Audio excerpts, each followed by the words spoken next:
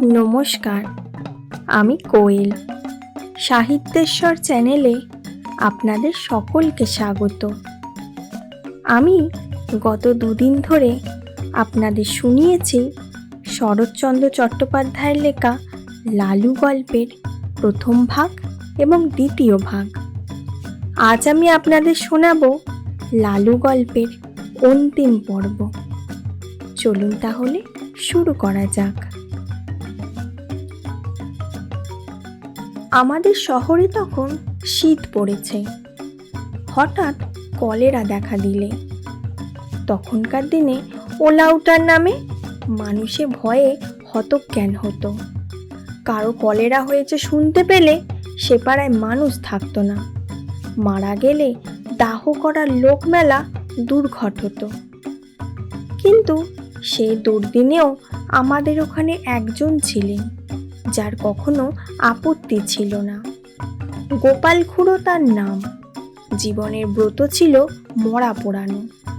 কারো অসুখ শক্ত হয়ে উঠলে তিনি ডাক্তারের কাছে প্রত্যহ সংবাদ নিতেন। আশা নেই শুনলে খালি পায়ে গামছা কাঁধে ঘণ্টা দুই পূর্বেই সেখানে গিয়ে উপস্থিত হতেন।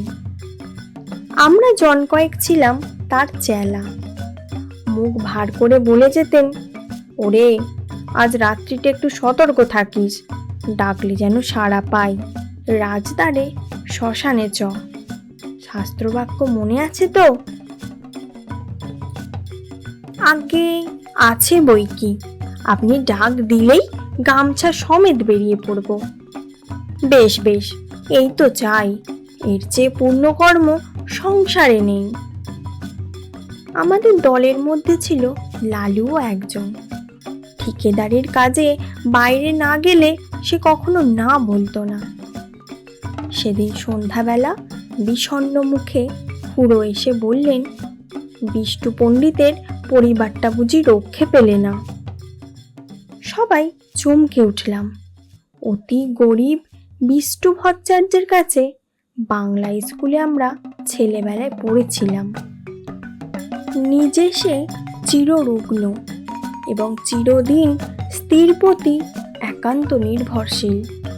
জগতে আপনার বলতে কেউ নেই। তার মতো নিরীহ অসহায় মানুষ সংসারে আমি দেখিনি। রাত্রি আন্দাজ 8টা।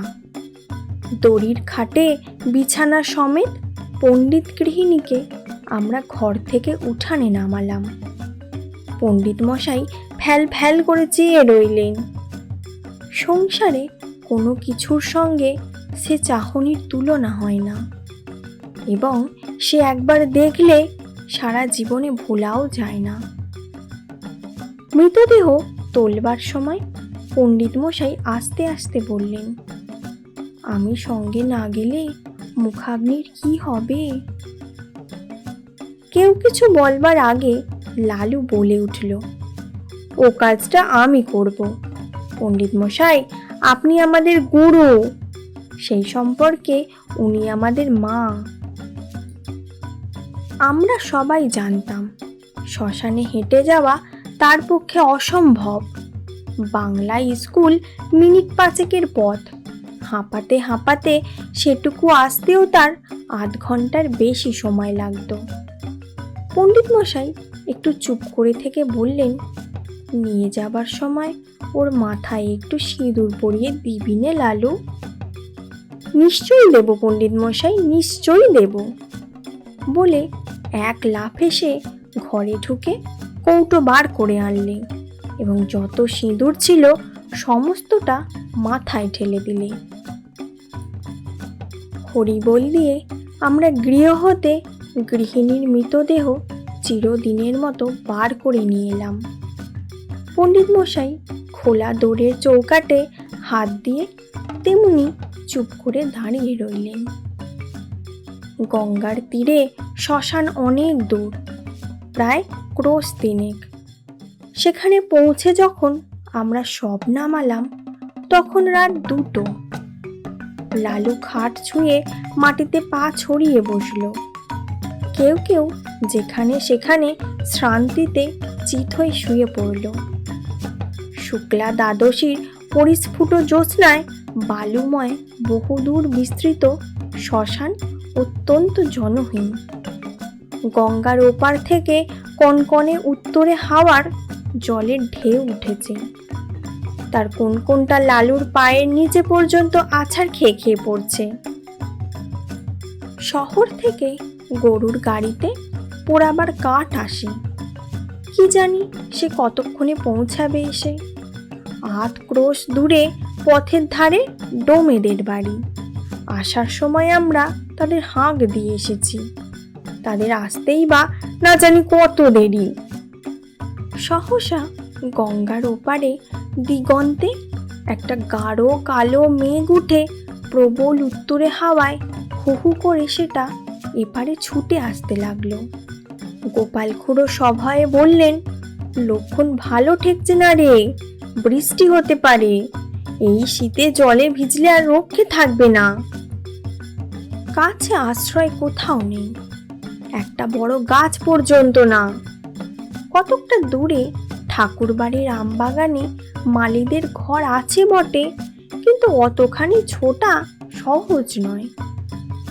দেখতে দেখতে আকাশ গেল ছেয়ে, চাঁদের আলো ডুবলো অন্ধকারে। ওপার থেকে বৃষ্টি ধারার শোঁ শব্দ এলো কানে। ক্রমশ সেটা নিকটতর হয়ে উঠল। আগাম 2-10 ফোঁটা সকলেরই গায়ে এসে পড়ল তীরের মতো। কি করি ভাবতে ভাবতেই মুষলধারায় বৃষ্টি নেমে এলো। মোরা রইল পড়ে। প্রাণ বাঁচাতে যে যেখানে পারল ছুট দিল। জল থামলে ঘণ্টাখানেক পরে একে একে সবাই ফিরে এলাম।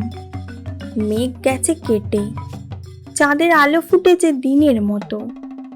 ইতিমধ্যে গরুর গাড়ি এসে পৌঁছেছে।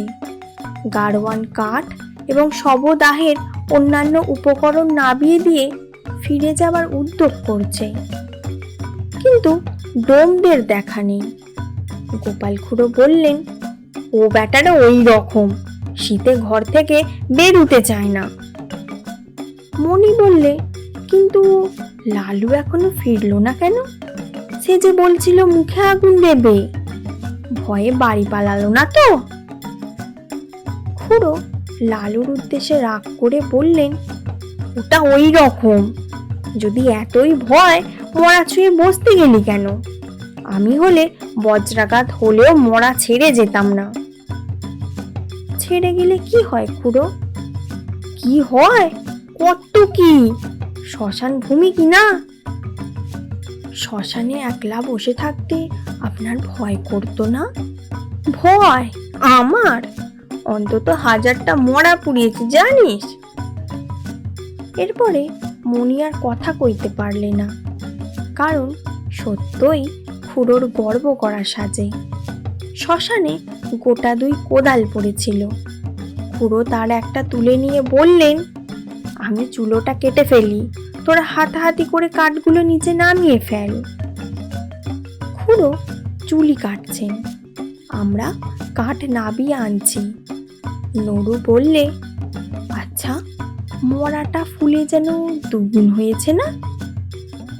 খুড়ো কোনো দিকে না তাকিয়ে জবাব দিলেন, ফুলবে না, লেপ কাঁথা সব জলে ভিজেছে যে। কিন্তু তুলো জলে ভিজলে তো চুপসে ছোট হয়ে যাবে খুড়ো, ফুলবে না তো। খুড়ো রাগ করে উঠলেন, তোর ভারী বুদ্ধি, যা করছিস কর। কাঠ পাওয়া প্রায় শেষ হয়ে এলো। নড়ুর দৃষ্টি ছিল বরাবর খাটের প্রতি। হঠাৎ সে থমকে দাঁড়িয়ে বললে, খুড়ো, মরা যেন নড়ে উঠল। খুড়োর হাতের কাজ শেষ হয়েছিল। কোদালটা ছুঁড়ে ফেলে দিয়ে বললেন, তোর মতো ভীতু মানুষ আমি কখনো দেখিনি নড়ু। তুই আসিস কেন এসব কাজে? যা, বাকি কাঠগুলো আন, আমি চিতাটা সাজিয়ে ফেলি, গাধা কোথাকার। আবার মিনিট 2 গেল।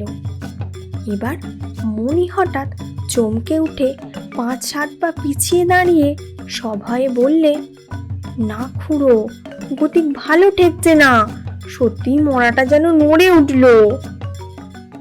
খুড়ো এবারে হাহা করে হেসে বললেন, ছোড়ার দল, তোরা ভয় দেখাবি আমাকে, যে হাজারের ওপর মরা পুড়িয়েছে তাকে? নড়ু বললে, ওই দেখুন আবার নড়ছে। খুড়ো বললেন, হ্যাঁ নড়ছে, ভূত হয়ে তোকে খাবে বলে। মুখের কথাটা শেষ হলো না, অকস্মাৎ লেপ কাঁথা জড়ানো মরা হাঁটু গেড়ে খাটের ওপর বসে ভয়ঙ্কর বিশ্রী খোনা গলায় চেঁচিয়ে উঠল, না না, নড়ুকে না, গোপালকে খাবো। ওরে বাবা রে, আমরা সবাই মারলাম ঊর্ধ্বশ্বাসে দৌড়। গোপাল খুড়োর সম্মুখে ছিল কাঠের স্তূপ। তিনি উপরের দিকে আমাদের পেছনে ছুটতে না পেরে ঝাঁপিয়ে গিয়ে পড়লেন গঙ্গার জলে। সেই কনকনে ঠান্ডা এক বুক জলে দাঁড়িয়ে চেঁচাতে লাগলেন, বাবা গো, গেছি গো, ভূতে খেয়ে ফেললে গো, রাম রাম রাম। এদিকে সেই ভূত তখন মুখের ঢাকা ফেলে দিয়ে চেঁচাতে লাগলো, ওরে নির্মল, ওরে মণি, ওরে নড়ু, পালাস নে রে, আমি লালু, ফিরে আয়, ফিরে আয়। লালুর কণ্ঠস্বর আমাদের কানে পৌঁছলো। নিজেদের নির্বুদ্ধিতায় অত্যন্ত লজ্জা পেয়ে সবাই ফিরে এলাম। গোপাল খুড়ো শীতে কাঁপতে কাঁপতে ডাঙায় উঠলেন। লালু তার পায়ের ধুলো নিয়ে সলজ্জে বললে, সবাই জলের ভয়ে পালালো, কিন্তু আমি মরা ছেড়ে যেতে পারলাম না, তাই লেপের মধ্যে গিয়ে ঢুকে পড়েছিলাম। খুড়ো বললেন, বেশ করেছিলে বাবা, খাসা বুদ্ধি করেছিলে। এখন যাও ভালো করে গঙ্গা মাটি মেখে চান করো গে, এমন শয়তান ছেলে আমি জন্মে দেখিনি। তিনি কিন্তু মনে মনে তাকে ক্ষমা করলেন। বুঝলেন এত বড় ভয় শূন্যতা তার পক্ষেই সম্ভব। এই রাতে একাকী শ্মশানে কলেরার মরা, কলেরার বিছানা, এসব সে গ্রাহ্যই করলে না। মুখে আগুন দেবার কথায় খুড়ো আপত্তি করলেন, না সে হবে না, ওর মা শুনতে পেলে আমার মুখ দেখবে না। শবদাহ সমাধা হলো। আমরা গঙ্গায় স্নান সেরে যখন বাড়ি ফিরলাম, তখন সেইমাত্র সূর্য উদয় হয়েছে। আমাদের গল্পটা এখানেই শেষ হলো। গল্পটা আপনাদের কেমন লেগেছে কমেন্ট করে জানাতে ভুলবেন না।